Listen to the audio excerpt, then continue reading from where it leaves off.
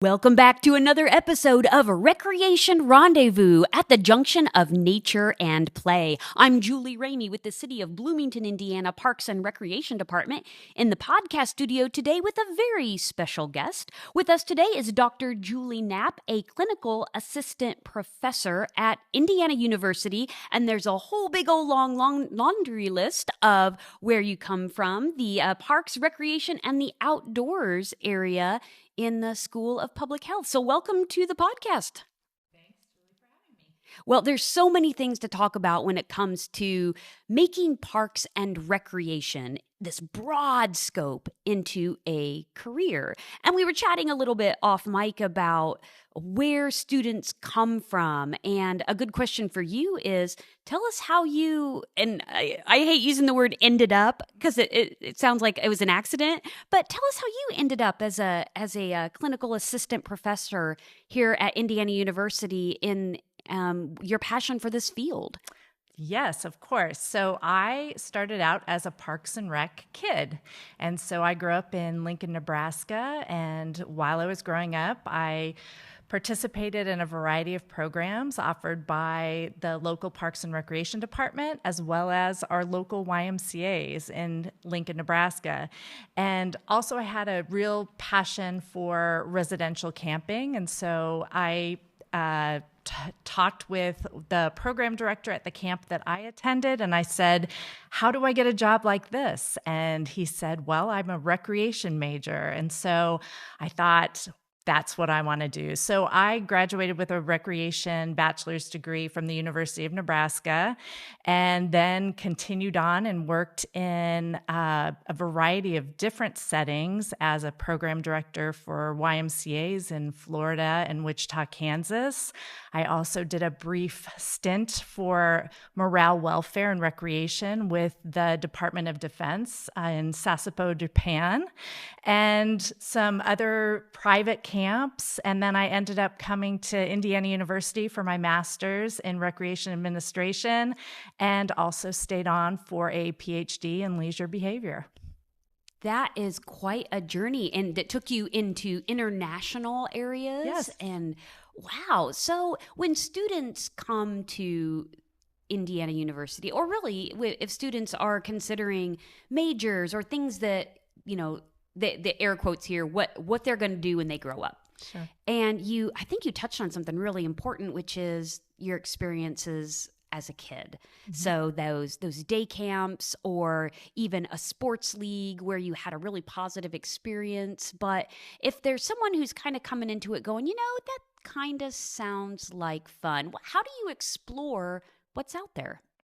Right. So at Indiana University, the Parks, Recreation, and the Outdoors major, we kind of defined it as a discovery major. So often we find that a lot of our majors might come into Indiana University declaring chemistry as their major, and then they take a few classes and they decide, I'm not sure if this is really for me. And so often it's through the help of academic advisors and also students maybe trying out a class. We have some foundation classes that are kind of, introductory courses that advisors will say, hey, if you have this passion for the outdoors, or you want to, maybe you worked for your city parks and recreation department and your director said, this is also a career path, they'll often suggest, trying a course or two. And so a lot of our students discover the major, and then also like a lot of our classes, because they are quite hands-on, a lot of experiential learning, getting out in the field, planning projects for parks departments like Bloomington, and just, again, kind of interacting with the field, and then finding through those classes and coursework that they develop a real love for parks. There's probably every facet of populations too. If you have a passion for working with youth or seniors or families with young children or single young adults who are just, exploring things out in parks and recreation. So it sounds like you could find a way to put together your passion with something in parks, recreation, and the outdoors.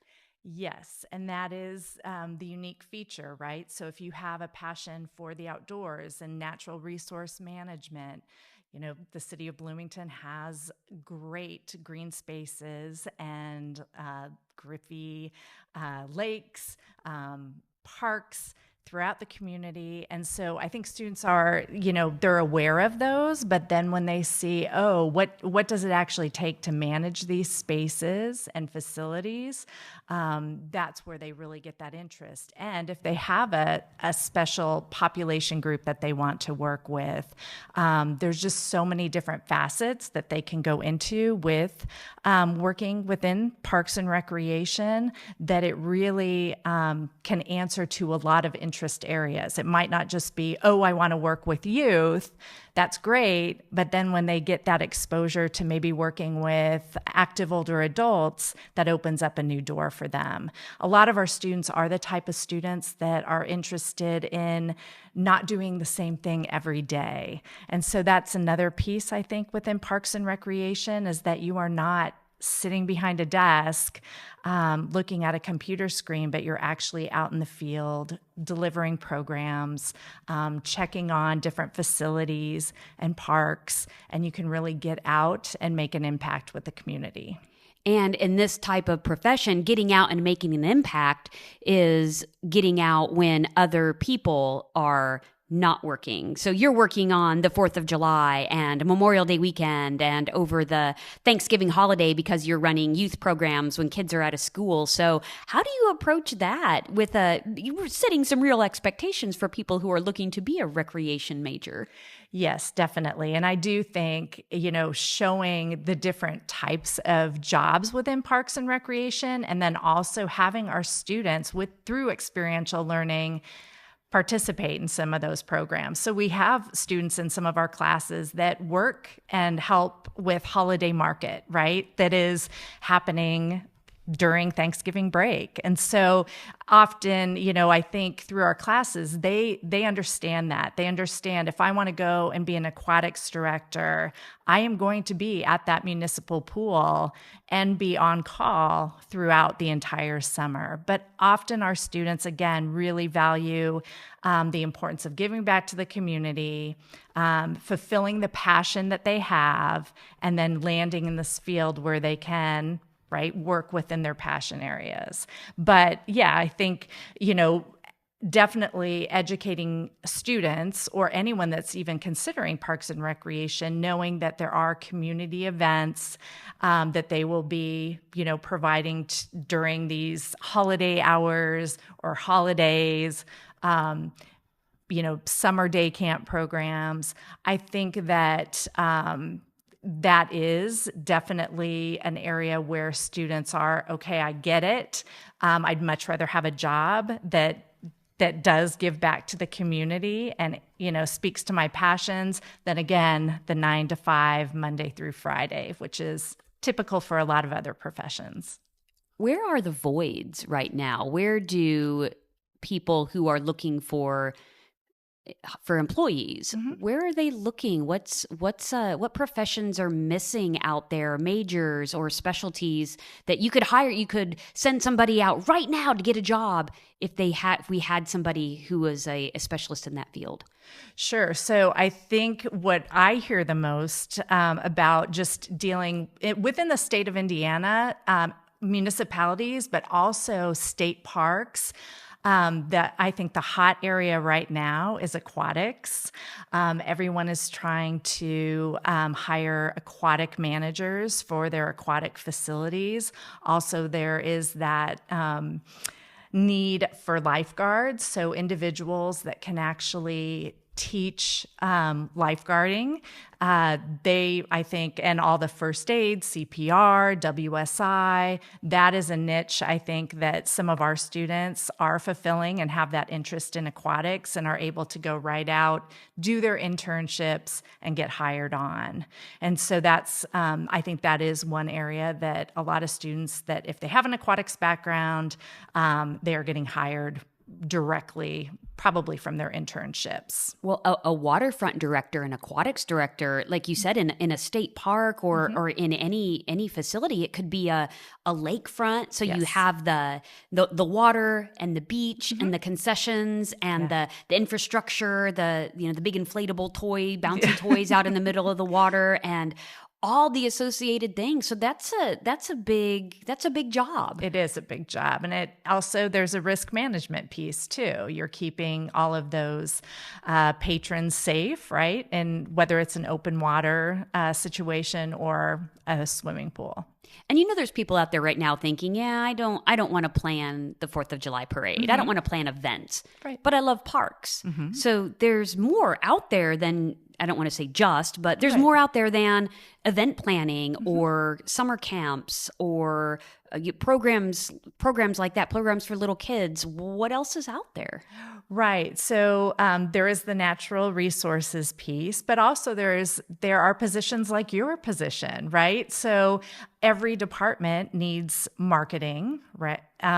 There are also areas within fiscal management within a Parks and Recreation department. So you could have individuals coming from not the Parks, Recreation, and Outdoors background, but from traditional business backgrounds, marketing backgrounds.